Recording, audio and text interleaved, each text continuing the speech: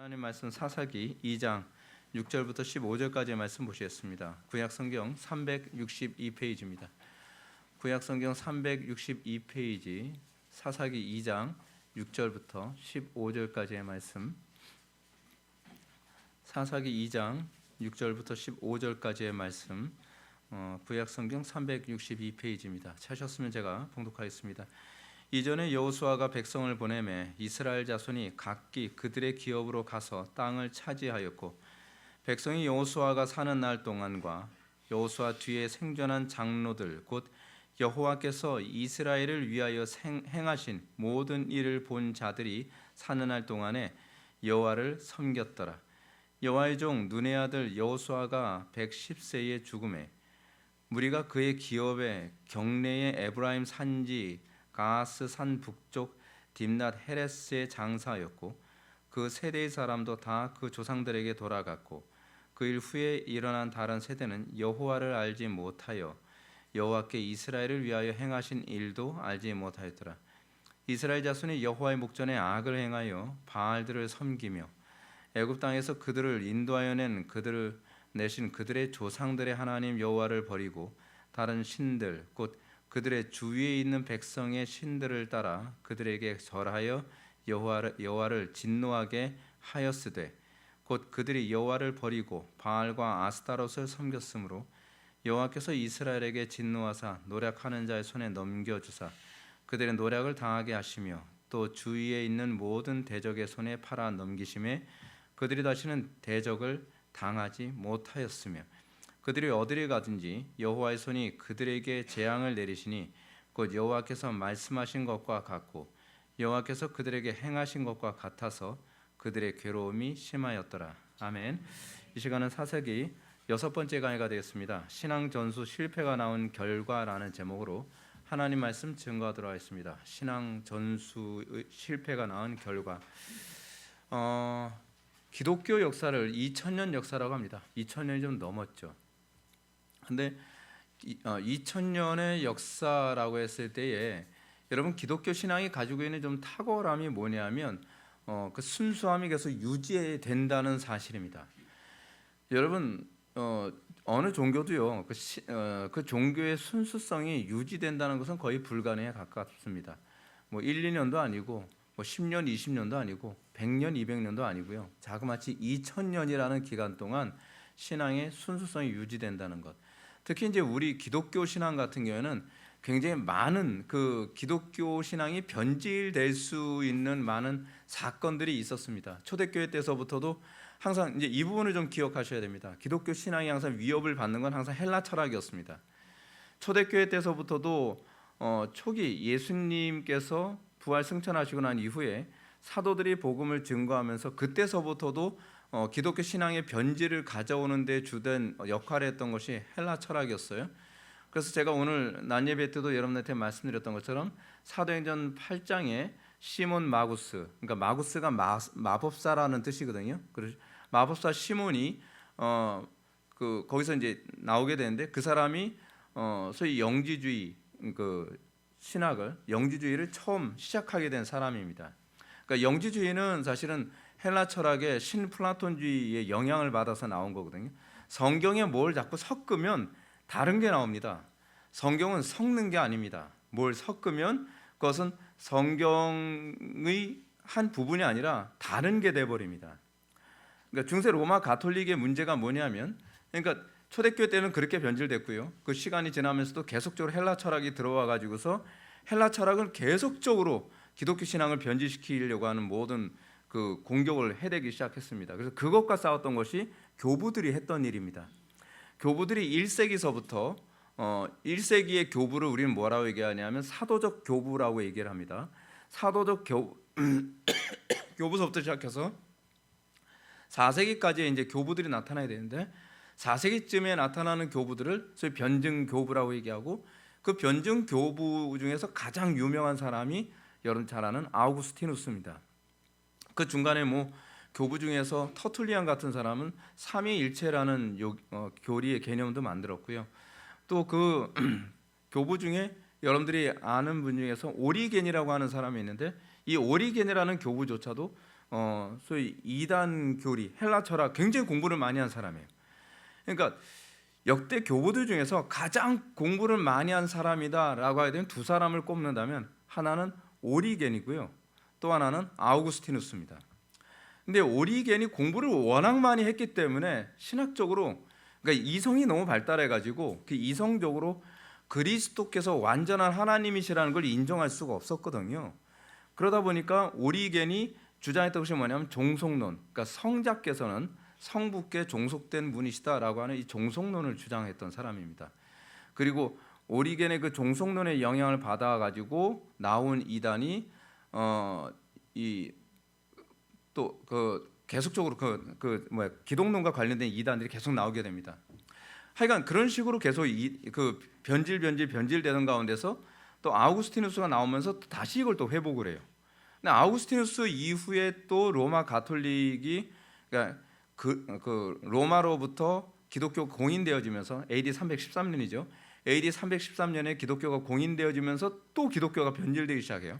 근데 변질되는 기간이 1000년입니다. 그래서 중세 1000년이라는 얘기가 나오잖아요. 그 중세 1000년 기간 동안에 기독교가 무지하게 많이 변질되는데, 그 변질되는 그 과정에서도 신앙의 순수성을 다시 회복하려고 하는 몸부림이 있어서 이 중세 시대 안에서도 많은 이 신앙의 우리 선배들이 화형을 당하기도 하고, 하여간 많은 사람들이 순교를 당했죠. 그러다가 그 1517년 16세기에 종교 개혁이 루터에 의해서 일어나면서 다시 신앙의 순수성을 회복하게 되는데, 종교 개혁이라고 하는 것은 결국 루터가 표현했던 것처럼 성경으로 돌아가자라고 하는 그런 개념이거든요. 성경으로 돌아가자라고 하는 이 구호를 아드 폰테스, 소위 뿌리로 돌아가자라고 하는 표현입니다. 그래서 뿌리로 돌아가자는 운동을 하면서 다시 신앙의 순수성을 다시 회복하게 됐고, 또 신앙이 지나면서 또 변질되어지다가 18세기, 그러니까 17세기 때까지는 이제 청교도 시대였다고 얘기합니다. 16세기는 종교개혁 시기였고 17세기는 청교도들, 이제 그 영국의 청교도들에서 신앙의 순수성을 추구하려고, 그래서 순수함을 추구하려고 했던 사람들이었기 때문에 퓰리탄이라고 얘기하는 겁니다. 청교도라고 얘기하죠. 그리고 그러다가 또 다시 교회가 변질되어지다가 18세기에 와서 요한 웨슬리, 조지 위필드, 또 북미에서는 조나단 에드워즈 같은 영적 거인들이 나타나면서 또 영적 대각성 운동이 일어나고 다시 성경으로 돌아가게 되어집니다. 19세기로 돌아가면서 19세기의 대표적인 이제 설교자가 찰스 스펄전이죠. 스펄전 같은 사람을 통해서 또 교회가 다시 성경으로 돌아가는, 순수함으로 다시 돌아가는 운동이 일어나고, 19세기 이후로 들어가면서 더 이상 교회 부흥이 잘 일어나지 않습니다. 그래서 교회가 아주 심각하게 타락하죠. 19세기에 특히 이제 기독교를 타락하게 만든 대표적인 것이 뭐냐면 고전주의와 그리고 계몽주의 운동이 이제 심각하게 일어나죠. 이제 18세기 때서부터 일어났던 대표적인 기독교를 어떤 타락하게 만드는 요소 중에 하나 뭐냐면 산업혁명 같은 것들이거든요. 산업혁명, 또 계몽주의, 고전주의 이런 것이 이제 나타나기 시작하면서 19세기 와서는 소위 고등비평이라고 이성으로 납득되게 성경을 해석하자라고 하는 고등비평 운동이 일어나기 시작을 합니다.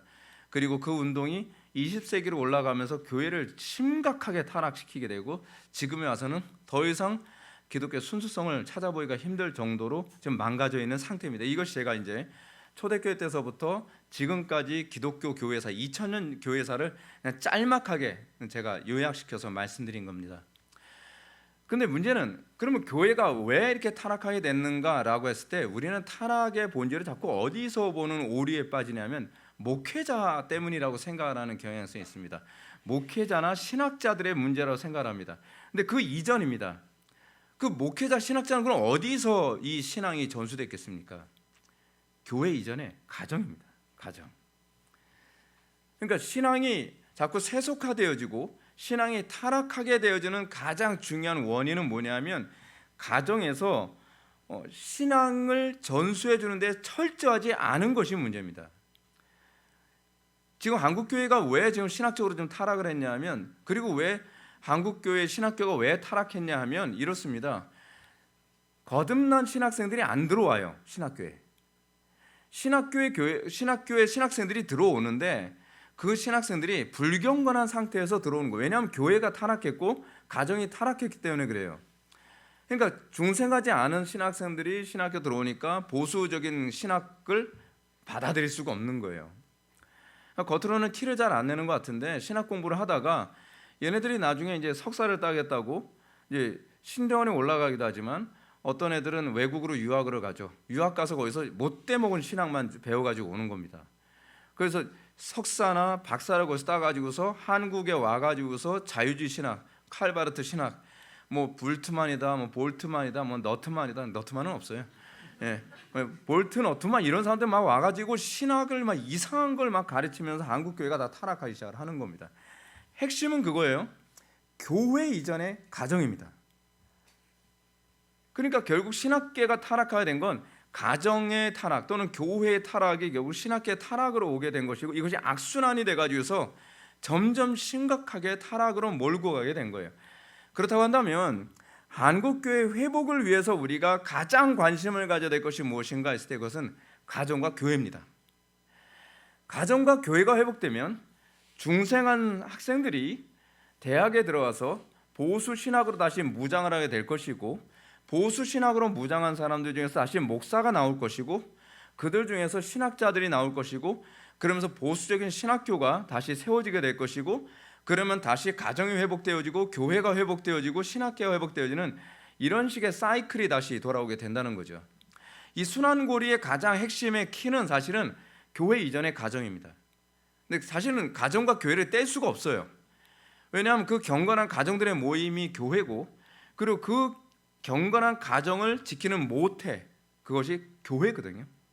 그래서 교회를 성도들의 어머니라고 얘기를 합니다. 그래서 교회가 무너지면 사실은 가정은 무너지게 되어 있고요. 가정이 무너지면 교회가 무너질 수밖에 없습니다. 가정은 교회의 세포고요.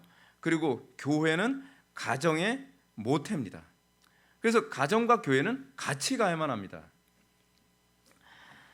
자, 그런데 문제는 오늘 본문에 나오는 사사기에서도 이스라엘 백성들이 타락하게 되는 원인이 어디 있는가라고 했을 때에 그 신앙 전수가 안 돼서 그렇습니다. 근데 제가 말씀드리잖아요. 신앙 전수의 근원은 교회가 아니라 가정이라고요. 사람들이 자꾸 착각을 하는 것이 신앙이 목사나 전도사를 통해서 신앙이 전수되는 거라고 생각합니다. 그렇지 않아요. 부모를 통해서 전수되는 겁니다. 그래서 목사나 전도사 같은 목회 이 말씀 사역자들은 어떤 면에서는 회중들 중에서 성인들, 부모님들의 신앙을 견고하게 만들어주는 역할을 해주는 것이고 부모님은 자녀들의 신앙을 책임지는 겁니다. 그럴 수밖에 없죠. 상식적으로 생각해 보십시오. 아이들이 신앙의 교육을 통해서 영향을 받는 건 일주일에 몇 번 안 됩니다. 교회 예배 참석해서요. 근데 아이들이 신앙의 영향을 받는 건 일주일에 몇 번입니까? 매일이죠. 매일이고 눈만 뜨면이에요. 어디서요? 가정에서. 근데 교회에서 일주일에 몇 번, 몇 시간 교육받는 걸 가정에서 다 초토화시키면 신앙은 잘 안 들어가죠. 당연히 가정이 신앙 전수의 본진입니다. 오늘 본문을 이제 보게 되면 오늘 본문은 순수한 신앙을 전수하는 일이 얼마나 중요한지를 보여줍니다. 오늘 본문은 사사기 1장의 처음 부분처럼 여호수아가 죽기 이전의 어떤 상황으로 다시 돌아가고요. 그러면서 오늘 본문에서 왜 이스라엘이 신앙 전수가 안 됐는가라고 하는 것을 폭로해 주는 내용을 보여주고 있습니다. 우리 6절 말씀 6절과 7절 보시겠습니다. 전에 여호수아가 백성을 보내매 이스라엘 자손이 각기 그들의 기업으로 가서 땅을 차지하였고 백성이 여호수아가 사는 날 동안과 여호수아 뒤에 생존한 장로들 곧 여호와께서 이스라엘을 위하여 행하실 모든 일을 본 자들이 사는 날 동안에 여호와를 섬겼더라. 오늘 본문은 여호수아 죽기 이전 상황을 이제 회상하고 있습니다. 사사기 1장은 틀림없이 여호수아가 죽은 이후에 나타난 이스라엘 모습에 대해서 설명했지만 오늘 본문은 다시 시간이 이제 거슬러 올라가서 여호수아가 살아 있었던 때를 이제 떠올리게 됩니다. 여러분들 좀 그렇게 되지 않기를 바라는데 제가 이제 목회 사역을 이제 하고서 제가 만약 은퇴를 하게 되지 않습니까? 15년 후에는 이제 제가 은퇴하게 되는데 은퇴하고 난 이후에 이 신앙적 모습이 계속 유지되지 않으면 여러분들의 입에서 나오는 얘기가 이제 그렇게 됩니다. 내가 옛날에 회복의 교회 다닐 때 우리 교회 이렇지 않았는데 그거 좋은 게 아니죠. 그렇게 되면 안 됩니다. 그 모습을 지금도 계속 유지하고 있다라고 하는 걸 우리가 기뻐하고 감사하고 자랑할 수 있어야 되거든요. 그런데 여호수아 때는 진짜 전쟁에서 싸움은 이기고 싸움은 이겼습니다. 여러분, 우리 교회가 가지고 있는 자랑이 뭔지 아십니까? 우리 교회는요, 우리 교회에서만 제가 이제 수련회를 인도한 게 한 20번 정도가 되죠. 20번이 좀 넘게 수련회를 인도했고, 수련회뿐만 아니라 초기에는 우리 교회에서 10년 특강이라고 해가지고 매년 1월 1일 날은 하루 종일 성경 공부하는 일도 하고 그랬거든요. 그런데 지금은 제가 좀 예전 같지 않아서 체력이 많이 좀 힘들어가지고 그걸 좀 못하는데, 한 번도 실패한 적이 없습니다. 한 번도 수련회를 뭐 요번엔 좀 망한 것 같아 이런 소리가 나온 적이 없어요. 한 번 역대급이다, 매번 역대급이다, 역대급이다, 그게 매년 나오던 소리였거든요. 그건 제가 이제 전도사 시절 할 때도 그랬습니다. 그 왜 그러냐면 하나님과 함께하면 그렇게 됩니다. 하나님과 함께하면 실패라는 게 없습니다. 백전백승입니다. 이건 과장이 아닙니다. 근데 여호수아 때 그랬습니다. 그리고 저는 여러분들의 삶의 영역에서 뭐든지 믿음으로 도전한 것에 관해서는 백전백승이라고 하는 간증을 할 수 있었으면 좋겠습니다. 여러분, 우리가 이제 여호수아에서의 이 승리의 모습을 이해하려면 우리가 먼저 이걸 이제 떠올려야 되는데, 지난주까지 우리가 이스라엘 백성들이 하나님 앞에 징계받은 것에 관해서 이제 법정적 재판하는 그런 모습처럼 우리가 그 부분을 봤습니다. 그래서 거기서 뭐가 나오냐면 여호와의 사자, 즉 성자 그리스도께서 나타나서 이스라엘의 가나안 정복 전쟁에 대해서 평가를 하고 그들이 왜 이렇게 됐는가에 관해서 신랄하게 비판한 이후에 그들에게 하나님의 징계와 심판을 선언하시죠. 뭐라고요? 너희들에게 내쫓으라고 한 그 가나안 족속들을 내쫓지 아니함으로 그 가나안 족속들이 너희들의 옆구리에 가시가 돼서 평생을 너희들을 괴롭게 할 것이다. 그것이 하나님께서 내리신 그들의 죄에 대한 하나님의 선고였어요. 선고. 그러므로 이 본문은 이스라엘이 이렇게 여호와의 사자로부터 선고를 받게 된 이유와 그 원인을 이제 가르쳐 줍니다. 그럼 왜 이렇게 된가? 왜 이런 선고를 받게 될 수밖에 없었는가라고 하는 것을 보여줍니다. 우리가 이것을 이야기해서 우리는 회상 이스라엘이 타락하기 이전의 모습을 먼저 회상하는 걸 먼저 봅시다. 이스라엘 백성들은 여호수아를 지도자로 여기면서 사는 동안 각기 그 분배된 가나안 땅에 들어가서 전쟁을 해서 기업을 차지했습니다.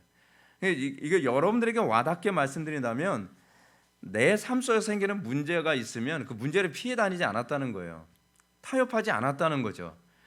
내 삶 속에 나타나는 문제가 있으면 그 문제를 날마다 극복하고 정복했습니다.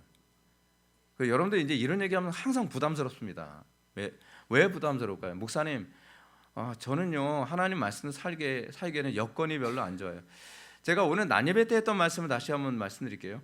하나님께서는 우리의 삶 속에서 많은 문제와 어려움과 난관을 주십니다. 난관 주실 때 여러분들이 해결할 수 있는 수준으로 주질 않으세요. 여러분들 잘 기억하셔야 됩니다. 이스라엘 백성들한테 하나님께서 하나님 빼고 내 힘으로 싸워서 이길 수 있는 여건을 주신 적은 없습니다. 왜냐, 그렇게 내 힘으로 이기면 하나님은 필요가 없는 존재가 되죠. 우리는 삶의 매 순간순간마다 하나님이 있으셔야만 한다고 하는 고백을 받기 원하신 겁니다.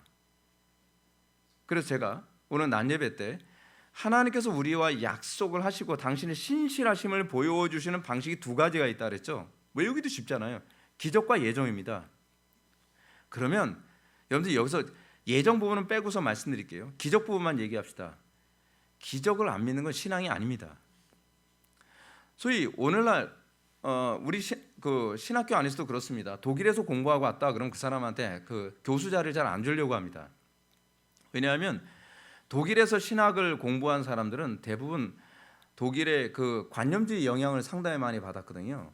관념주의 영향 받은 사람들의 특징이 뭐냐면 기사와 이적을 안 믿어요. 기적을요. 그러니까 오늘날에도 기도해서 뭐 병 고침 받는다, 그거다 미신이다. 그리고 뭐 기사와 이적 믿는다는 거, 그거는 신앙의 수준이 낮아서 그렇다. 그 이성이 덜 발달해서 그래. 그게 독일 신학의 특징입니다.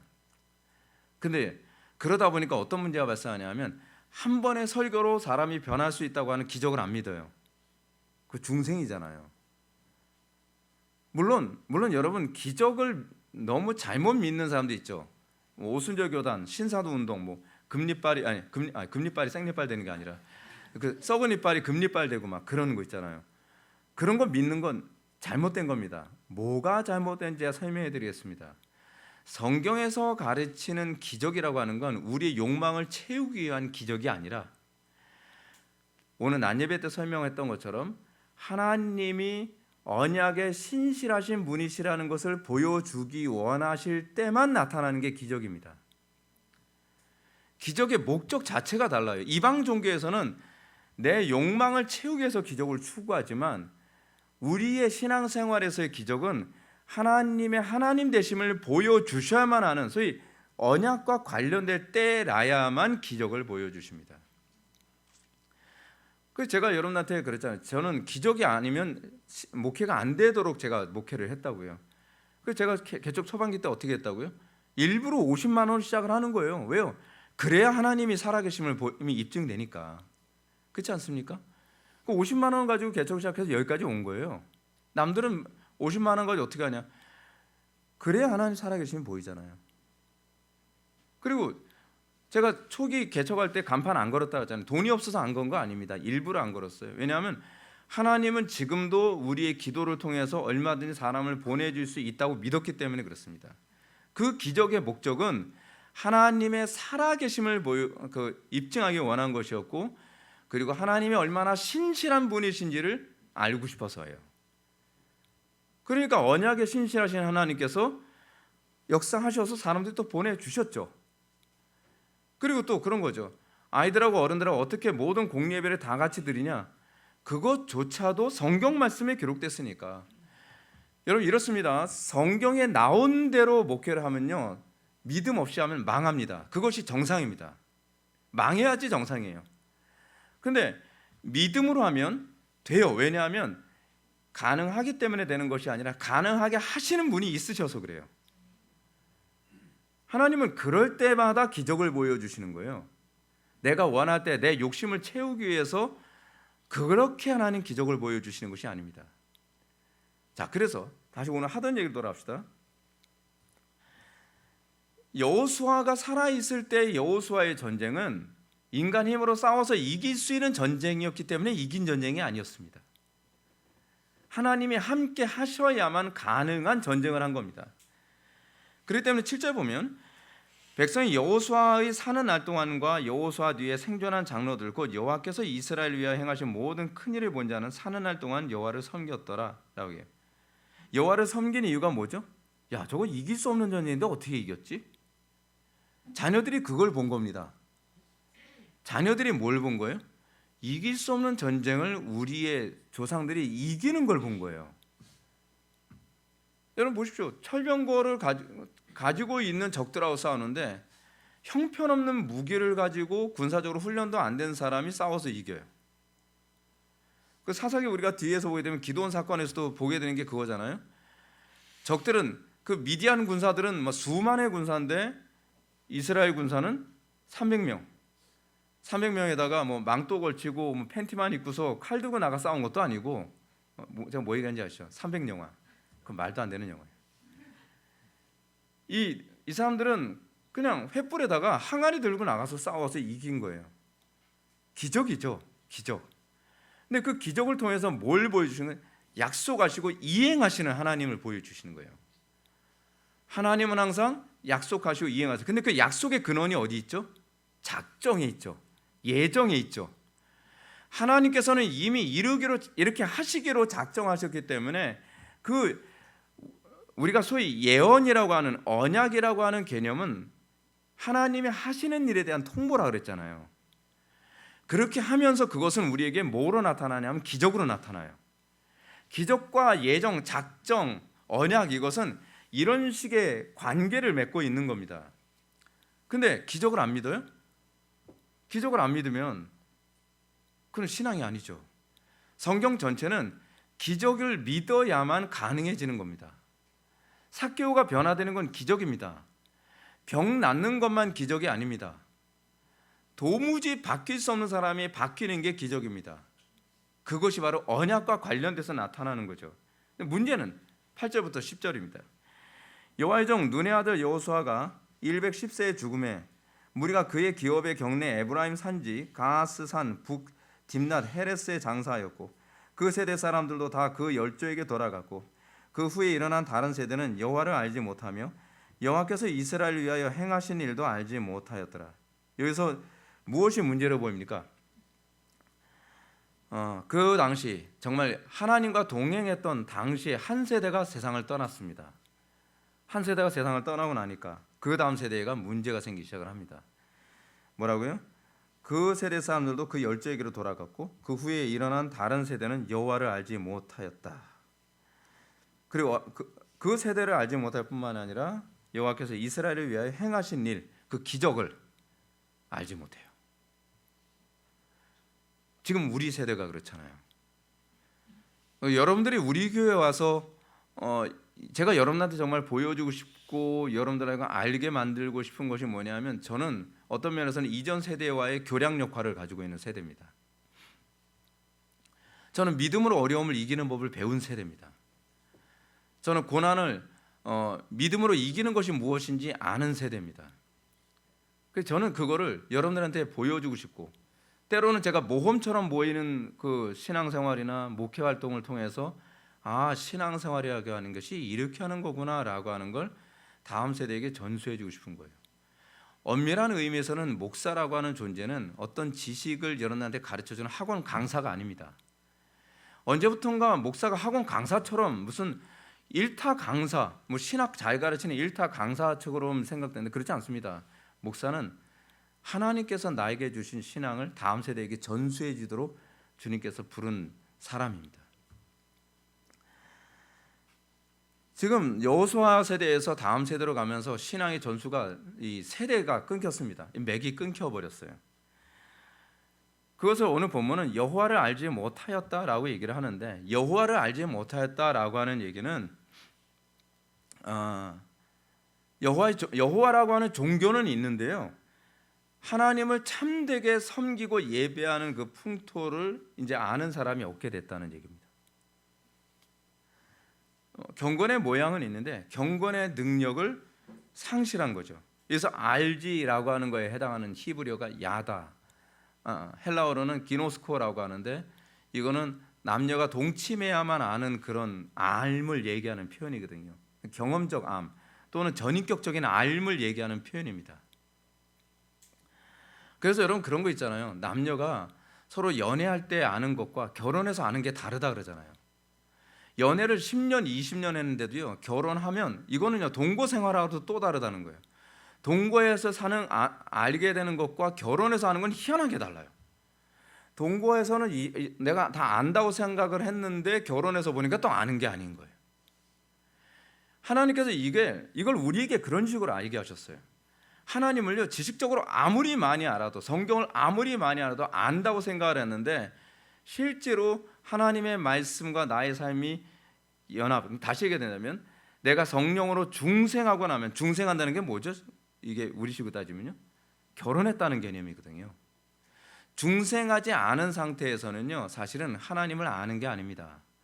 결혼이라고 하는 제도를 우리에게 주신 이유는 무엇이냐면 하나님을 아는 것은 마치 너희가 남녀가 결혼해야 아는 것과 같은 개념이다라고 하는 걸 우리들에게 보여주시는 거예요.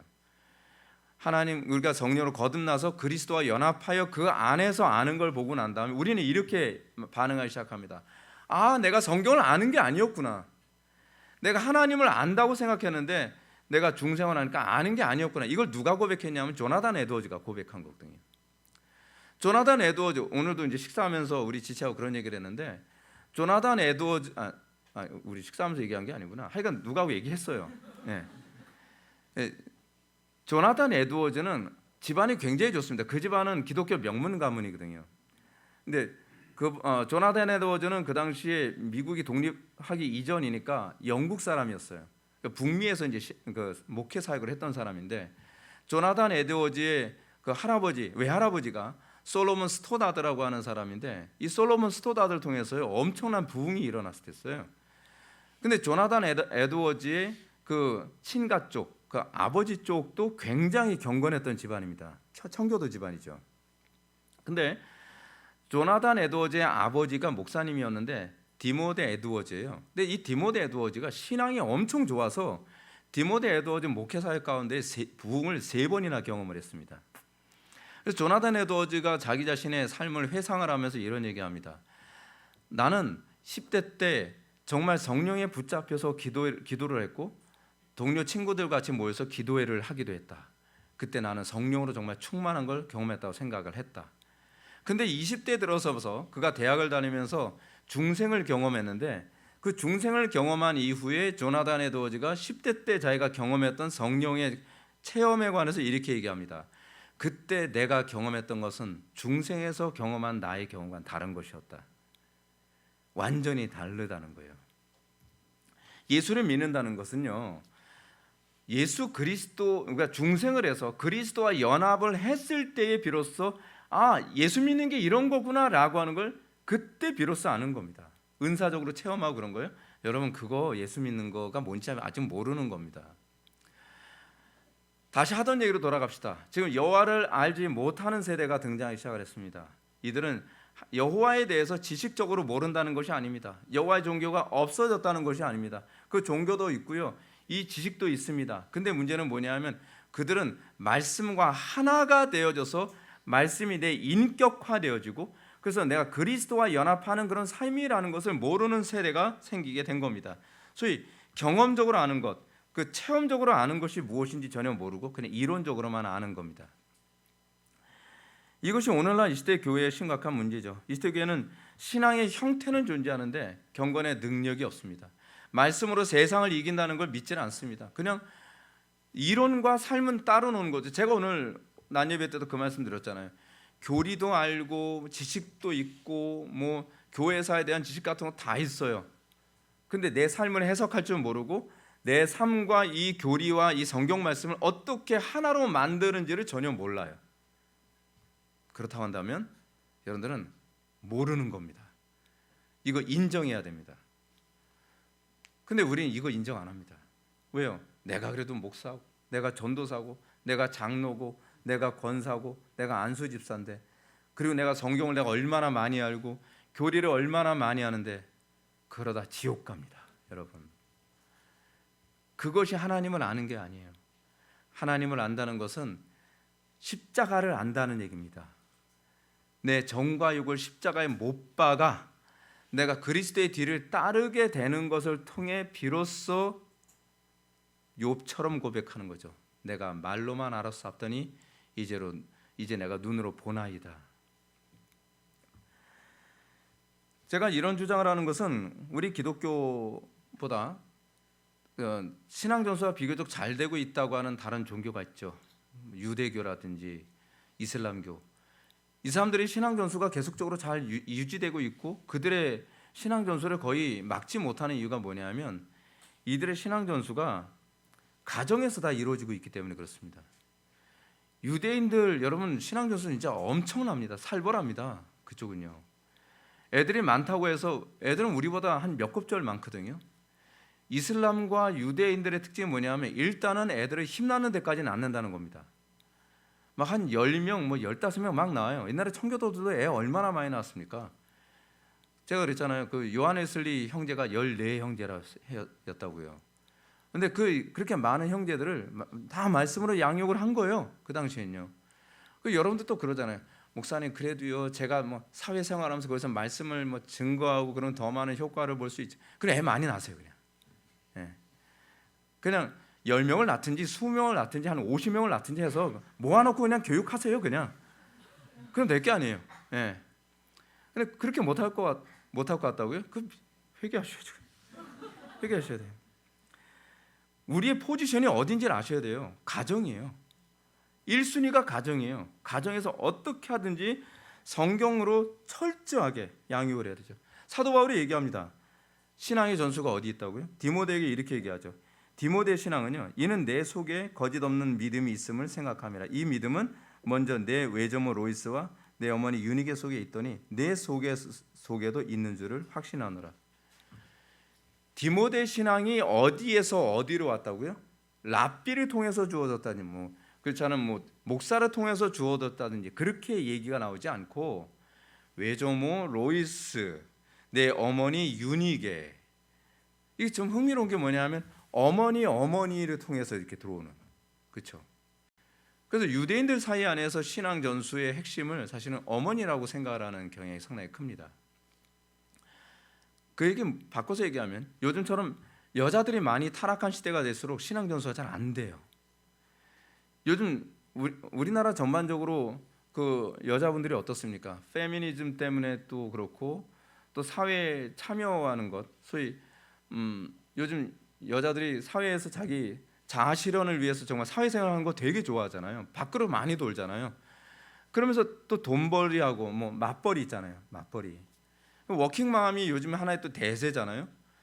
근데 이렇게 되면서 엄마들이 가정에서 자기 자녀들과 남편을, 그러니까 가정을 돌보고 자녀를 바르게 양육하고 남편을 뒤에서 소위 내조해주는, 서포트해주는 것을 좀 부끄럽게 생각해요. 직업이 뭐세요? 하면서 얘기를 잘 못해요. 왜냐하면 뭐 어떤 분은 뭐 저는요 대기업에서 무슨 일을 하고요, 저는 뭐 프리랜서 일 뭐 활동을 하고요, 뭐 그런 얘기했을 때 막 굉장히 막 프라이드 있게 얘기하는데 그냥 전업주부요, 어색한 표정으로. 여러분, 이게 사실은 우리 신앙생활에서 가장 자부심을 가져야 되는 영역이거든요. 제가 이 자녀 양육과 관련해서 부부 세미나 같은 거 할 때 그 얘기하거든요. 여자는요 두 세대를 책임지는 존재예요. 남편이라고 하는 현 세대와 자녀라고 하는 다음 세대거든요. 근데 이 연결고리를 사단은 너무나 잘하니까 여자들로 하여금 다 무너뜨려 버리는 거예요. 여자들이 바깥으로만 돌게 만드는 거예요. 가정을 돌보는 데 관심 없게 만들죠. 그랬더니 한 세대가 수명이 끊어져 버리는 겁니다. 사실은 소명지입니다. 가정은요 힘들죠. 힘들지 않다는 얘기가 아닙니다. 힘든 만큼 가치가 있습니다. 내가 영광 받으려고 하니까 그것 때문에 소외감 느끼고 뭐 자아의 뭐 허무함을 느낀다는 건 뭐 그런 얘기 하지만, 하나님께서 여러분들을 나중에 심판하실 때 뭘 물어보실 것 같습니까? 내가 너한테 맡겨준 자녀 어떻게 키웠느냐? 그거 물어보실 때 떳떳해지시겠습니까? 뻔뻔해지시겠습니까? 여러분, 하나님 앞에서 당당하게 저는 주의 말씀대로 자녀들을 생명 걸고 양육을 했습니다. 우리가 그 고백할 수 있어야 되거든요. 물론 여러분들이 이렇게 한다고 해서 뭐 자녀들이 다 잘 된다고 보장은 못합니다. 그런데 하나님 앞에서 후회 없이 자녀들을 양육하기 위해 눈물의 기도로, 그리고 말씀과 우리의 경건으로 자녀들을 잘 양육했다고 여러분 고백할 수 있을지를 좀 생각해 보시라는 거죠. 이런 부모의 신앙 전수 개념을 정리해 본다면, 그 유대인들 특히 이제 성경에서 얘기하는 이제 개념을 보게 되면, 아버지는 자녀들에게 사상, 힘, 권위의 상징으로 하나님을 이성으로 전수해 줍니다. 그게 아버지가 하는 일입니다. 어머니는 주로 이렇습니까? 어머니는 사랑과 정서와 눈물로 신앙을 전수해 줍니다. 그래서 구약에서도 보게 되면 못돼 먹은 왕이 딱 나올 때마다 그의 어머니는 누구였더라가 꼭 나와요. 그리고 또 그 괜찮은 왕이 나와도 그의 어머니는 누구였더라, 꼭 그 얘기가 나옵니다. 그러니까 어머니의 역할이 신앙 전수에 굉장히 중요한 역할을 하고 있다는 걸 아셔야죠. 그래서 우리가 신앙 전수의 가장 중요한 장소는 가정이라는 사실을 기억해야만 합니다. 물론 가정에서 자녀 양육하느라고 우울해지는 엄마들도 되게 많이 있습니다. 맨날 세상에 갇힌 것처럼 애들하고 싸우느라고 힘들고. 여러분, 사람 양육하는 거 어렵습니다. 전 목회하면서도요, 제가 사람 양육하는 일을 제가 하게 될 줄 몰랐어요. 저는 목회에 관심도 없었는데 사람이 얼마나 다루기 어려운 존재인지, 별하별 사람 다 있잖아요. 온갖 똑똑한 사람들 다 모이는 것이 그 교회당인데, 별하별 사람들 다 있고 모든 연령층이 다 있는데 이 사람들을 어떻게 하든지 하나하나 다 섬겨야 돼요. 어저께도 우리 지체들 뭐 광주 내려와서 거기 또 참여한다는데 갈까 말까 내일이 주일인데 피곤하면 곤란한데 나 이러다 주일 또 설교 죽으면 어떻게 하지? 굳이 내려갔어요. 왜 내려갔냐면 성도들 걱정돼서요. 걱정돼서. 그럼 무슨 일 생기면 어떡하나. 이 사람을 세운다는 게 이렇게 어렵습니다. 신경 많이 쓰여요. 신경 많이 쓰입니다. 한국 교회가 다시 회복이 되려면 가정 안에서 자녀 교육에 다시 이 부분을 회복해야만 합니다. 자녀들을 사교육에 뺏길 생각하지 말아야만 합니다. 자녀들을 얼마나 좋은 대학을 보낼까라고 생각하지 마시고 자녀들이 하나님 앞에서 부끄러움 없는 아이들로 세울 수 없을까라는 것 가지고 고민하셔야만 합니다. 우리는 내가 고민하기 싫으니까 학원에 맡겨버리잖아요. 내가 고민하기 싫으니까 어린이집이나 학교나 그런 위탁 교육을 하잖아요. 자녀는요, 제가 이런 얘기를 하죠. 자녀들이 태어나게 되면은 생존을 위해서 뭐 하죠? 엄마 젖 빨죠. 근데 엄마 젖이 뭐죠? 엄마 피예요. 그 피가 모유가 돼서 애들한테 먹여지는 겁니다. 그래서 제가 이제 간혹가다 이런 생각이죠. 애기 엄마 젖을 이렇게 빠는 이런 흡혈이 같은. 근데 사실은 그렇습니다. 애들이요, 엄마의 생명을 먹고 크는 겁니다. 피는 생명이잖아요. 굉장히 상징적인 의미가 있잖아요. 엄마의 생명, 엄마가 자기 생명을 줘가면서 키우는 겁니다. 하나님께서는 그런 상징적인 의미를 가지고 우리 자녀들에게 너는 내 자녀에게 생명을 주면서 키우는 거야 라는 걸 알려주고 계신 거예요. 근데 이게 힘든 거죠. 이렇게 하기 싫은 겁니다. 그러니까 뭐든지 쉬운 방법. 제가 그 자녀 육아와 관련해서 또 왔더니 어떤 장면을 제가 봤어요. 아빠가 애를 키우는데요, 아빠가 그 엄마 가슴처럼 여기다가 우유병을 이렇게 달구서 애를 막, 요즘 그렇게, 저 뭐 하는 짓인가 저게 진짜. 하여간 본문 돌아갑시다. 지금 세상이 진짜 이상하게 돌아갑니다. 너무 괴기하게 돌아가요. 하여간 이렇게 순수한 신앙을 전수를 실패하는 이스라엘에게 나타난 결과는 뭔가? 그리고 제가 이제 이런 말씀드릴게요. 여러분들의 자녀에 대한 신앙을 또는 여러분들의 자녀들의 어떤 정서를 여러분들이 더 잘 해줄 것 같습니까? 아니면 제3자가 더 잘해줄 것 같습니까? 부모잖아요. 왜 하나님께서 부모에게 모성애와 부성애를 주셨겠습니까? 네가 맡아놓고 키우라고 주신 소명이 사랑이에요. 항상 사랑이 가지고 있는 특징이 뭐냐면 사랑은 소명을 동반합니다. 그래서 사랑 때문에 우리는 희생해요. 자녀들에게 하나님께서 어머니에게 모성애를 준 건 어머니가 자녀에게 소명감을 느끼게 하기 위해서요. 아버지에게도 부성애를 주시죠. 그거는 자녀들에게 소명감을 느끼게 하기 위해서입니다. 근데 오늘날 이 시대는요, 편리함과 이기심 때문에 모성애도 사라져가고 부성애도 사라져가죠.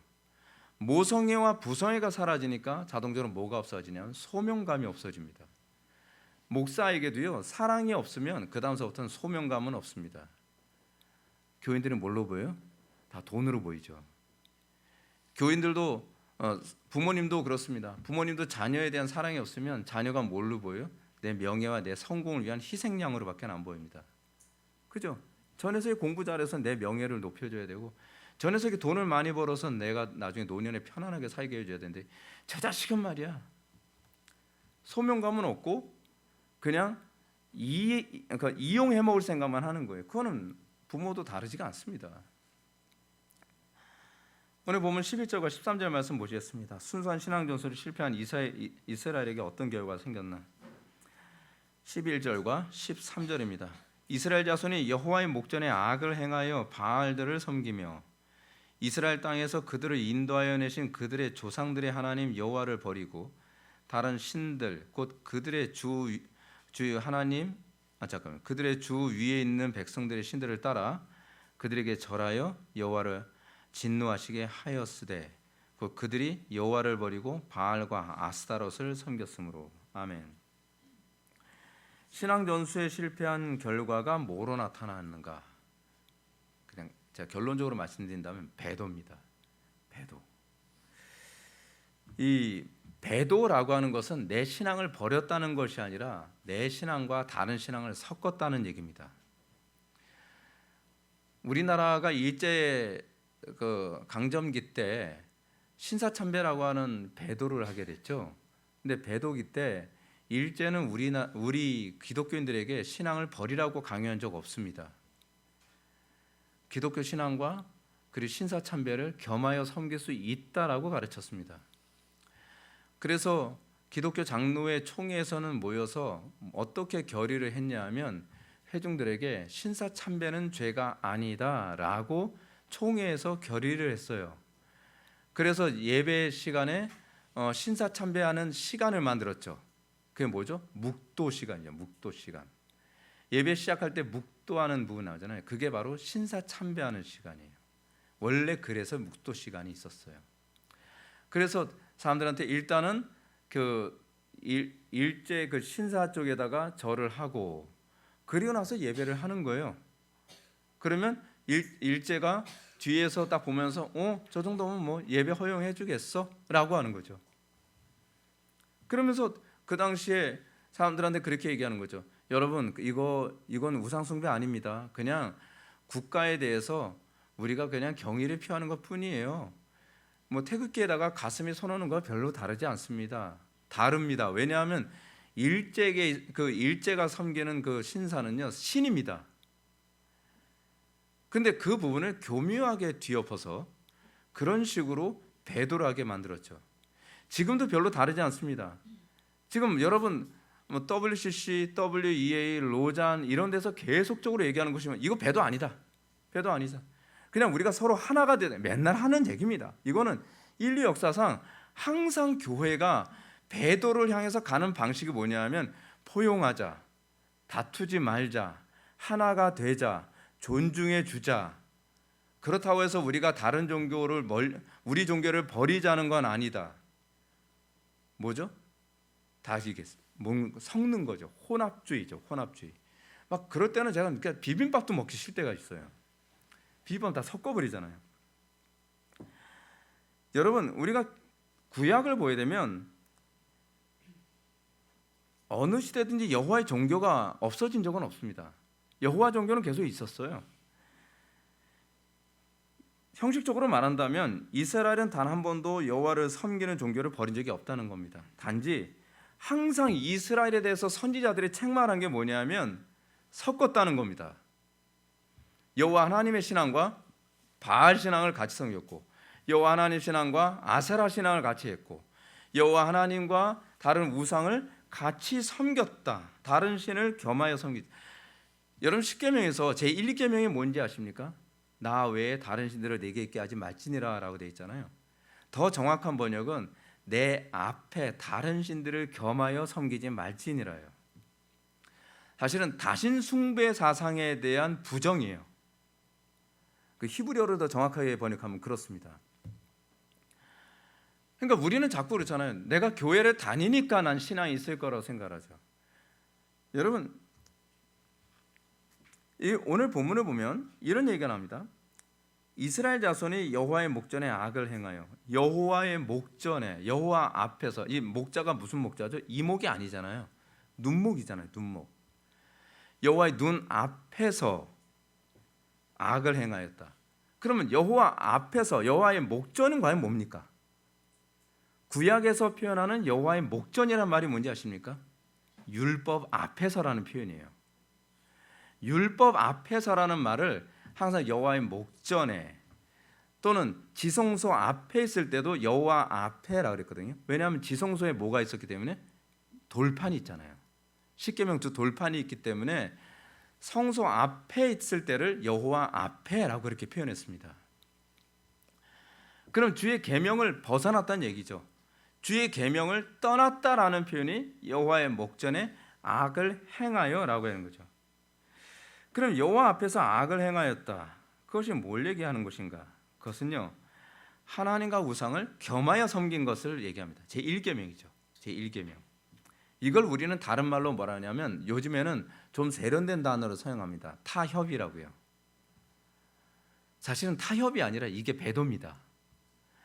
우리는 뭐 신사참배해야 배도인 것 같고, WCC 반대해야 배도 같고, 뭐 로잔이다, WEA다 그런 거 해야 배도처럼 보이는데, 여러분 왜 한국교회가 요즘 WCC, 로잔, WEA에 크게 저항이 없는지 아십니까?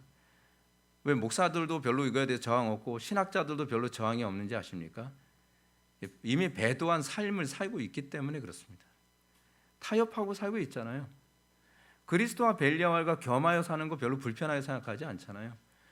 요즘 우리나라 신학자들 겉으로 내색을 안 해서 그렇지 상당수의 신학자들이 사실은 유신 진화론 다 받아들이거든요.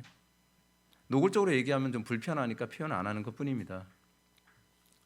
여러분들이 잘 알고 있는 것처럼 일명 제가 붙인 별명이죠. 팀킬러. 팀킬러 같은 경우에도 그 사람 그 유신 진화론 주장하는 사람이잖아요. 팀킬러뿐입니까? 여러분 존 스토트 이 사람도 유신 진화론 인정하는 사람이죠. 그리고 유신 진화론 인정하는 사람 제가 일이 다 되려면 이름이 너무 많습니다. 너무 많아요. 여러분들이 유명하다고 하는 신학자들, 그리고 지금 캘빈 신학교의 상당수의 신학자들, 그리고 요번에도 이 로잔에 대해서 홍보하듯이 우리나라에서 얘기했던 사람이 있는데 웨스트민스터 신학교의 릴백이라고 하는 총장이 있거든요. 리차드 릴백인가? 하여간 그 릴백 교수도 굉장히 신학적으로 보수라고 생각하는데 웨스트민스터는 굉장히 보수이거든요. 근데 그분도 로잔에 대해서 거의 홍보하듯이 얘기를 해줬어요. 근데 왜 그런가? 이게 혼합 신앙에 익숙해져 있는 거예요. 혼합에 익숙하니까 배도가 어색하지가 않은 거죠. 왜냐하면 혼합적인 신앙생활을 할 땐 이미 배도니까요. 그것이 성경이 얘기하는 배도의 개념입니다. 그러니까 요즘 어떻습니까? 오늘날 우리나라 교인들이 이런 로잔, WEA, WCC 이런 것과 같은 배도의 흐름 앞에서 크게 별 저항이 없고 불편하지 않은 이유가 뭐냐면 일상이 배도이기 때문에 그렇습니다. 일상이 그냥 세상과 우리의 신앙을 하나로 섞어서 살아갑니다. 적당히 세상과 타협하고 물질이라는 우상이나 명예라는 우상, 쾌락이라는 우상을 적당히 다 섞어서 살아가죠. 근데 섞어 살아가는 거예요. 그렇다고 하나님 안 섬긴다는 게 아닙니다. 교회 열심히 출석하고 헌금도 열심히 하고 나름대로 종교생활 열심히 합니다. 하나님과 세상을 겸하여 섬기는 거죠. 그들에겐 참된 성도의 상징인 십자가도 없고 부활도 없고 거룩한 삶도 없습니다. 그럼에도 불구하고 자신은 구원받은 크리스찬이라고 하는 것에 대해서 흔들림이 없습니다. 구원받은 참된 성도의 기준이 십자가와 부활이라는 사실을 알지 못하고 단순히 교회만 열심히 나오면 다 구원받는 것으로 알고 있죠. 거짓말이죠. 그렇게 쉽게 천당 가는 거 없다고 제가 말씀드렸잖아요. 근데 이 모습이 바로 이스라엘의 모습입니다. 자, 여러분들이 이스라엘 사람이 됐다고 하는 차원에서 제가 얘기할게요. 이런 거죠. 이스라엘 백성들이 출애굽을 했습니다. 가나안 땅에 딱 정착을 했어요. 선배들이 땅을 많이 이미 다 정복해줬기 때문에 가나안 땅에 어느 정도 안착은 했어요. 안착은 했는데 여전히 가나안 족속들은 남아 있잖아요. 그럼 굉장히 골치 아픈 거예요. 맨날 이 사람들하고 싸운다는 게 골치 아프잖아요. 그럼 사람들이 얘기하는 거죠. 야, 하나님께서 가나안 땅을 주셨을 때 꼭 싸워야만 되겠니? 안 싸워도 여기서 살기만 하면 되는 거잖아. 여러분들 천국 가는 거 꼭 싸워야만 천국 가는 겁니까? 그냥 천국 가는 거에 의미를 두면 되는 거 아니겠어요? 뭐가 다르죠? 똑같잖아요. 지금 그렇게 살고 있는 거죠, 지금요. 그러면서 이런 모습이 이스라엘의 모습이었고 오늘날 우리의 모습이기도 합니다. 여호와 하나님과 함께 섬겼던 바알과 아세라는 바로 그런 신들입니다. 여러분들 이렇게 잘 분별 못하는 사람들이 많이 있거든요. 잘못된 신앙에 가서 이 사람 말 들으면 이 사람 말도 옳은 것 같고 저 사람 말 들으면 저 사람 말도 옳은 것 같고 자꾸 이것도 옳은 것 같고 저것도 옳은 것 같다고 그러면 여러분들 뭔가 자꾸 신앙이 섞어찌기 아닌가 좀 생각해 보십시오. 여러분들 자꾸 뭔가 신앙이 타협을 하고 있으니까 그게 불편하게 느껴지지 않는 겁니다. 이스라엘 백성들은 여호와의 성전에 와서 여호와를 믿는다고 고백했지만 그의 삶의 영역에서는 바알과 아세라를 숭배하는 거였거든요. 그러니까 안식일 날 되면은 여호와의 성전에 가서 제사한다고 했는데 평일날은 아세라와 바알을 정말 진심으로 섬겨요. 오늘날 우리에게서 바알과 아세라는 뭐죠? 풍요와 쾌락이죠. 달라진 거 하나도 없습니다. 우리는 주일날 되면 예배당 열심히 오죠. 봉사도 엄청 열심히 하고 열심히 따지면 전 세계 최강이죠. 근데 진심이 어디에 있습니까? 밖에 나가면 주로 풍요와 쾌락을 섬기기 위해서 진심이잖아요. 그러면 이게 혼합주의죠. 이게 배도죠. 진짜 배도입니다. 오늘날 대한민국은 심각한 배도의 모습을 보여주고 있죠. 그래서 이 종교적 모습은 있는데 하나님을 참되게 예배하는 데 관심이 없습니다. 그죠? 하나님을 참되게 예배하는 거에 대해서 강조하면 막 사람들이 막 너무 싫어하죠. 이거에 관해서 이제 프란시스 쉐이퍼가 이렇게 얘기합니다. 무엇이 배도인가? 정체성이 불분명하게 신앙생활하는 사람들 향해서 이미 배도한 상태에 있다라고 얘기를 합니다. 그래서 이렇게 표현합니다. 배도란 그리스도의 교회, 즉 성도들이 그리스도의 교회라는 간판을 유지하면서 실상은 그리스도에게서 떠난 것이다. 그리스도인이라고 하는 간판은 여전히 유지하고 있어요. 난 주일날마다 교회를 가고 나는 기도도 하고 11조도 하고 난 당신의 종교가 뭡니까? 그럼 나는 크리스찬입니다 라고 고백을 하는데 종교란에도 그렇게 쓰는데 현실에서는 어때요? 그리스도의 교회라는 간판을 유지하는데 이미 세상에 완전히 녹아져서 사는 거죠. 그리스도와 떨어져서 사는 거예요. 그래서 교회에 있을 때는 그리스도인인데 주일날 이후에 다른 날은 난 크리스찬이에요. 안 믿는 사람들이 봤을 때 아유 저 인간은 돈독이 올랐어. 저 인간은 뭐 너무 세속적이야. 저 인간은 뭐 우리하고 구별됨이 하나도 없어. 똑같이 음란하고 똑같이 죄악되고 똑같이 욕심 많고 똑같이 거짓말하고 똑같이 사기치고 똑같이 못된 짓하고 그러면서 얘기해요. 똑같지 않아. 나는 그래도 천당 가는데 니네들은 지옥 가잖아. 이런 식으로 얘기를 해요. 누가 천당 간대요 도대체? 그 사람? 웃기잖아요. 웃기죠. 오늘날도 사람들에게 회개가 잘 나타나지 않는 이유가 뭐냐면 이런 위선적이고 안일한 신앙이 일상적이고 평범한 것으로 이해되고 있기 때문에 그렇습니다. 교회만 잘 다니면 신앙이라고 생각을 하고 그리스도와 벨리알을 겸하여 섬겨도 천당은 갈 거라고 교회에서 계속 그렇게 가르치거든요. 너무 열심히 가르쳐가지고 제가 아무리 이렇게 설교를 해도 이게 잘 안 고쳐집니다. 그리고 오히려 철저하고 순수한 신앙생활을 해야 되는 것에 강조를 하면 이제 저한테 김 목사님 너무 나이브하신 거 아니야? 전 나이브한 사람으로 많이 찍히거든요. 예. 나이브한 게 아닙니다. 나이스한 거지. 예. 이게 신앙이 이상하게 돌아가고 있는 겁니다.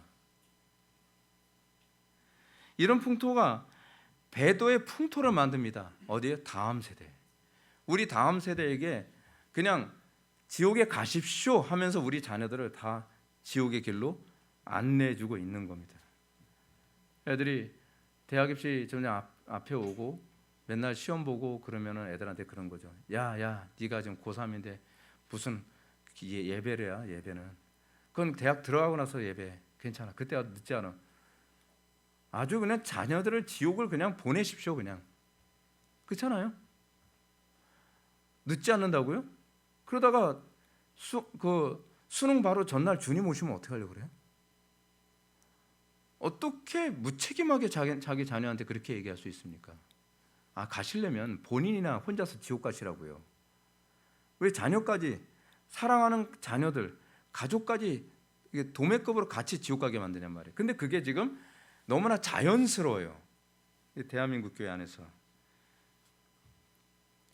그러니까 지금 이런 거죠. 신학자들이나 목회자들이나 권사나 안수집사 이 다 무감각합니다. 어떤 교회에서 이런 일이 있었다고 하잖아요. 목사님 아들이 고3생인데 맨날 아이들한테 주일 성수하라고 막 엄격하게 얘기하는데 정작 그 집 아들은 주일날 잘 안 보여요. 그러니까 왜 안 보이나 했더니 얘는 학원을 간다는 거예요. 고3 때 동안에는 뭐 좋은 대학 가야 되니까 얘는 학원을 보내야 된다는 거예요. 그러니까 같은 고3생 애들 부모와 애들이 다 열이 받아서 교회를 떠났대잖아요. 당연한 거 아닙니까? 목사부터가 그렇게 돼버리니까 한국교회가 이 모양인 거죠. 그 목사님부터 자기 자녀들에게 신앙 전수 실패한 겁니다. 성경이 가르치는 우리의 신앙은요, 그렇게 나이스하게 신앙생활하는 것이 아니라 어떤 면에서는 나이브하게 신앙생활하는 거거든요. 뭐라고 얘기합니까? 주님께서 인정하시는 신앙을요, 목배임을 받은 자. 요한계시록에서 가르치는 신앙은 목배임을 받은 자의 삶을 살아가는 겁니다.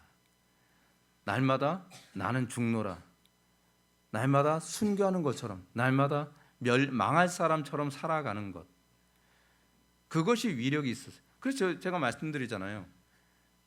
우리에게 있어서 우리가 날마다 이렇게 살아가기 때문에 우리는요, 여러분들이 정상적으로 신앙생활 한다면 여러분들 삶 속엔 기적이 없으면 안 되는 삶을 살아가야 돼요. 많은 사람들이 기적이 없어도 되게 살잖아요. 그러니까 기적이 필요 없는 거죠. 그러니까 기적을 안 믿는 이유가 그런 거예요. 근데 우리가 성경대로 살려면 기적이 있어줘야 돼요. 기적이 없으면 우리는 신앙을 유지할 수 없어요. 저는 여러분한테 정말 질문 던지고 싶은 게 그겁니다. 여러분들의 인생은 기적이 있어야만 되는 신앙입니까? 아니면 기적이 없어도 되는 신앙입니까? 기적이 없어도 여러분들이 신앙을 유지하는 데 불편함이 없다면 많이 잘못하고 있는 겁니다. 정말 잘못하고 있는 겁니다. 지금 이 배도하고 있는 이 이스라엘 백성들은요, 기적이 없어도 불편하지 않게 살아가기 위해 저들과 싸우는 걸 멈춘 겁니다. 가나안 족속들과. 왜요? 저들은 지금 철병거를 가지고 있거든요. 뭐 변명할 게 많아요. 저들은 철병거를 가지고 있고요. 저들은 사람들이 다 몸매가 뭐 아놀드고요. 그리고 뭐 키가 막 190 이상이고요. 우리는 메뚜기 떼 같고요. 막 이런 식으로 얘기한단 말이에요. 불가능하다는 얘기죠. 근데 이 전 세대들, 여호수아를 필두로 하는 이 전 세대들은 똑같은 환경 안에서 하나님의 기적을 믿고 하나님의 기적이 있어야만 한다는 믿음으로 날마다 전쟁에서 승리를 거두었던 세대거든요. 근데 이들은 기적이 없어도 될 수 있는 쪽을 선택하며 살아간 겁니다. 그것이 지금 우리가 살고 있는 이 한국교회의 현주소입니다. 따라서 신앙전술을 실패함으로써 배교하게 된 이스라엘에게 대한 하나님의 징계는 너무나 끔찍한 거죠. 14절과 15절 보시겠습니다. 여호와께서 이스라엘에게 진노하사 노략하는 자의 손에 넘겨주사 그들이 노략을 당하게 하시며 또 주위에 있는 모든 대적의 손에 팔아 넘기시며 그들이 다시는 대적들을 당하지 못하였으며 그들이 어디로 가든지 여호와의 손이 그들에게 재앙을 내리시니 곧 여호와께서 말씀하신 것과 같고 여호와께서 그들에게 맹세하신 것과 같아서 그들의 괴로움이 심하였더라. 아멘. 배교한 이스라엘에게 내린 하나님의 징계는 적들의 손으로부터 보호를 걷어가시는 거였습니다. 이스라엘은 더 이상 믿음의 승리, 예수 믿는 자들에게 주어지는 형통함, 적들과 싸우면 백전백승, 뭐 이건 전설 따라 삼천리예요. 옛날에 그랬었지. 야, 요즘이 어느 세상인데 그런 걸 기대해. 요즘 그런 얘기 많이 듣지 않나요? 아, 요즘이 어느 시대인데 무슨 기적을 얘기해. 요즘이 어느 시대인데 그런 초대교회 때와 같은 부흥을 얘기해. 요즘이 어느 시대인데 설교 통해서 사람이 바뀐다고 그런 얘기해. 그런 거 아닙니까? 그때나 지금이나 별로 다를 바가 없어요. 그 당시에 이스라엘 백성들이 그런 거예요. 여호와 시대 때 그때는 구약이고 지금은 신약이야 뭐 이런 식으로 얘기하는 거 아니겠어요? 그 시대는 기적이 많이 있었어. 그거 인정. 근데 지금은 이제는 그런 시대는 지나갔어. 이제는 하나님께서 그렇게 역사하는 시대가 아니야. 지금은 이성으로 역사하는 시대야. 뭐 이런 식으로 얘기하는. 성경이 어디 그렇게 나오죠? 지금 우리가 지금 배우고 있는 잘못된 신학이라는 게 그거 아닙니까?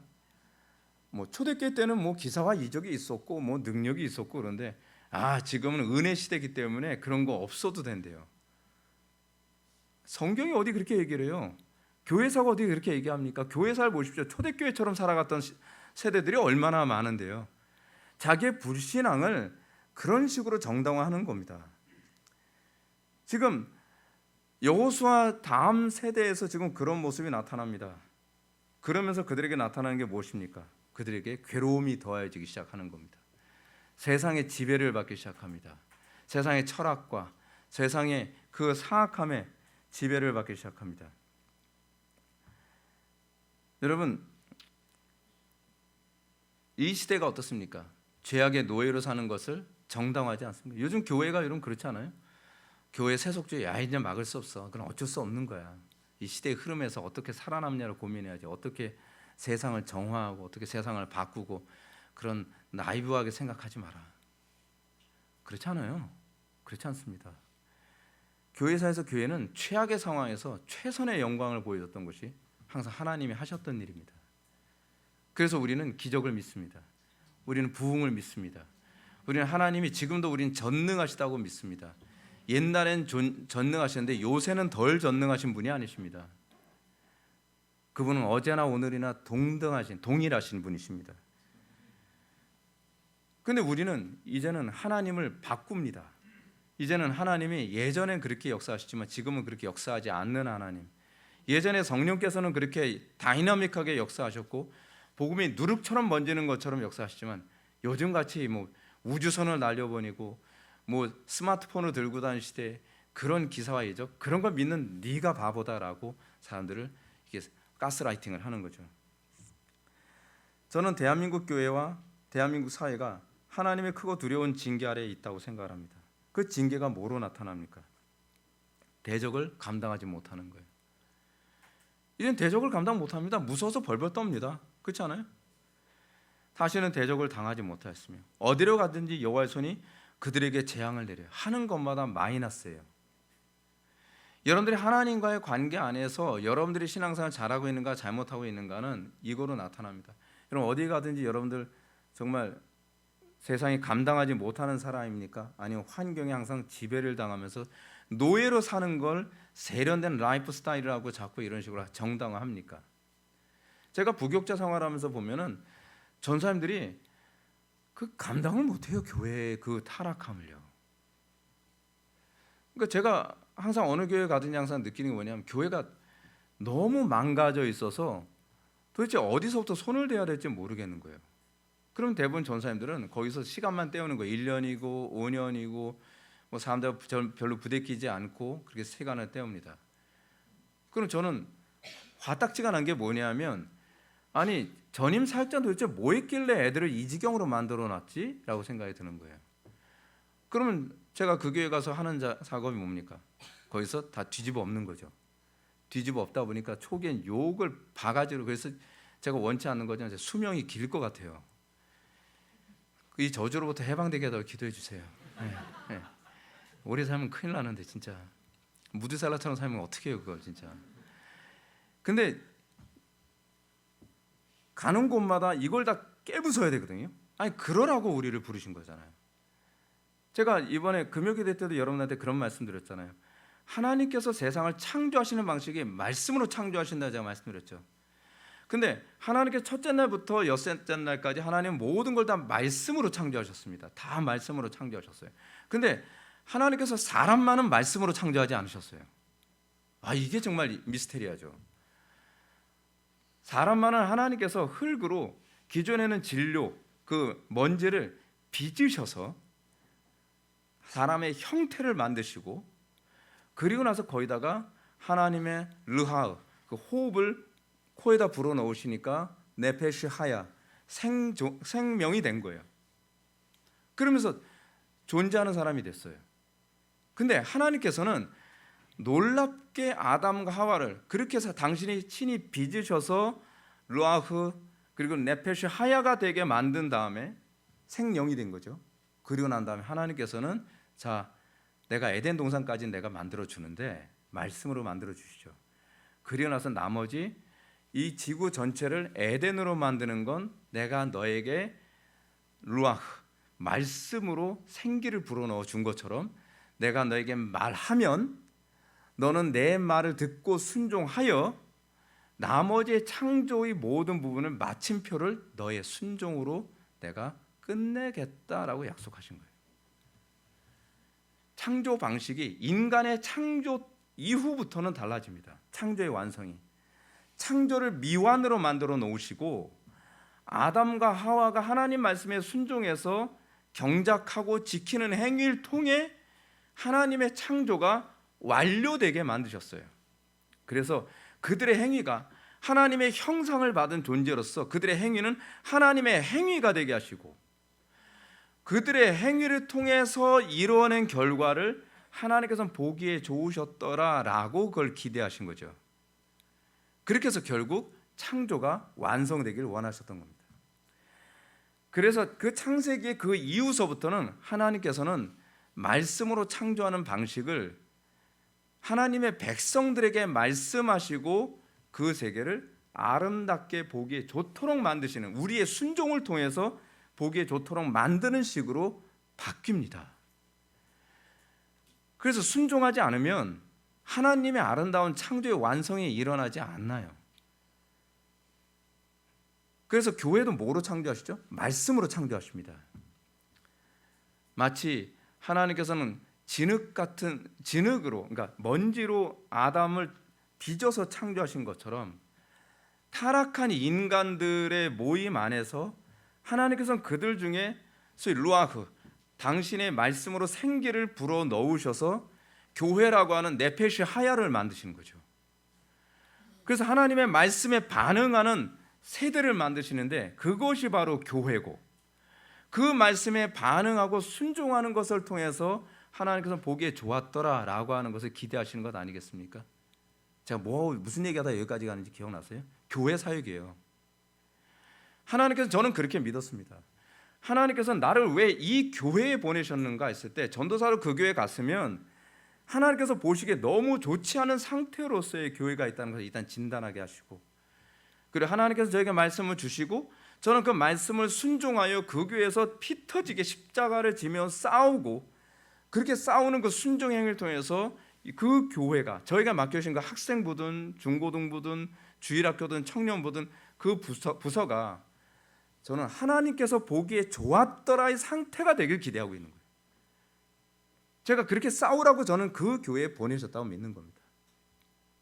가정도 그렇습니다. 가정은요, 미완입니다. 마치 하나님께서 에덴 동산을 미완으로 주신 것처럼 하나님께서는 남편과 아내에게 가정이라고 하는 미완의 동산을 우리에게 허락하십니다. 그리고 그 동산, 그 미완의 동산에서 엄마와 아빠라고 하는 두 사람은 하나님의 생기를 받은 자로서, 루아흐를 받은 존재로서 이제 하나님의 말씀에 순종하여 그 가정을 하나님께서 보시기에 좋았더라의 상태로 만들어야 될 소명의 장소로 우리를 보내신 겁니다. 그것이 결혼입니다. 한국교회가 이거에 대해서 등한시했습니다. 가정을 하나님의 낙원, 소위 에덴으로 만드는 것을 등한시했고, 그래서 가정이 그렇게 그 지경이 되니까 교회는 더 지옥이 돼가는 거죠. 교회가 지옥이 되니 대한민국이 아수라장 나는 것 아니겠습니까? 사랑하는 성도 여러분, 우리는 어떻습니까? 오늘날 우리가 살아가는 것은 내 눈에 보기에 좋더라의 삶을 살기 위해서 바알과 아세라와 같이 겸하는 그런 그 혼합주의적인 배도적인 신앙생활을 합니까? 아니면 하나님의 형상을 물려받은 존재로서, 하나님의 생명을 받은 존재로서 내 눈에 좋은 것이 아니라 하나님께서 보시기에 좋은 가정, 하나님께서 보시기에 좋은 교회를 이루기 위해서 날마다 십자가를 지고 자기를 부인하고 거룩한 전쟁을 수행하며 살아가는 존재입니까? 우리가 어떻게 부름받았는지를 안다면 우리는 하나님의 그 뜻대로 거룩한 세대를 세우기 위해 우리의 온 힘을 기울일 수 있어야만 될 것입니다. 기도하시겠습니다. 사랑이 많으신 하나님, 우리가 오늘 시간 우리가 왜 구원을 받았고 우리가 무엇을 위해서 교회의 일원이 되는지를 다시 한번 생각하게 되었습니다. 아버지 하나님, 우리에게 주어진 모든 환경, 우리에게 주어진 이 여건 가운데서 우리가 바알과 아세라를 겸하여 섬기는 사람들이 아니라 우리로 하여금 하나님께서 보시기에 좋았더라를 이루기 위해서 경건한 다음 세대를 세우기 위해 몸부림치는 그런 그리스도인들이 되게 하여 주옵소서. 예수님의 거룩하신 이름으로 기도드립나이다. 아멘.